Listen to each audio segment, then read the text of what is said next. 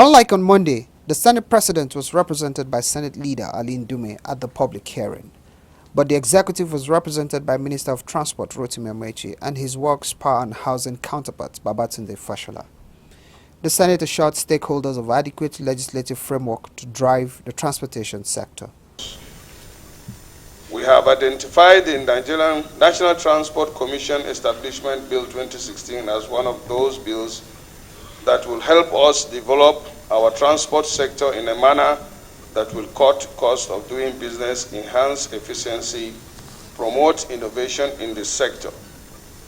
The bill, when passed into law, will provide the legal, regulatory, institutional basis necessary to interconnect, synchronize, and shape government policy in the entire spectrum of transport in the country. Whatever highlights that you want to let the public know. In that regard, I would want to ask if you have any report already or memorandum already submitted by any of your parastatals, so that we won't waste too much time. If you have that report, we will just be picking all these highlights that you are going to say, and then, we'll be able to educate those who are here and, of course, the rest of Nigeria. For his part, the Minister of Transport wants the Senate to empower the existing agencies rather than create new ones.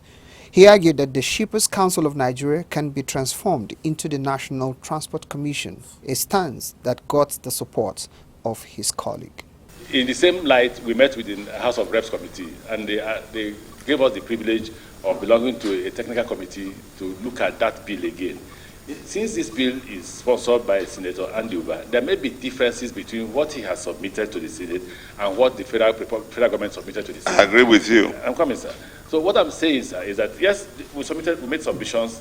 For instance, I was saying about the aviation, that aviation should not be found under the NTC, bill. I think perhaps in the last century, and perhaps more recently in the last 5 to 6 decades, have governments begun to see the limitation of implementation of policies. And therefore, they have created more agencies, smaller shops, nimble, efficient executive management to implement government policy.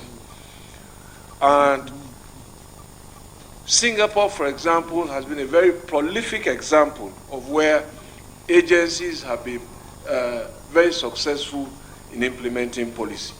At the end, the committee chairman maintained that a technical committee will be set up to provide more professional advice on the way forward. This, he says, is to ensure that the bill has the necessary support to ensure a smooth and profit-driven transport sector. Pius Samuel, PTV News, Abuja.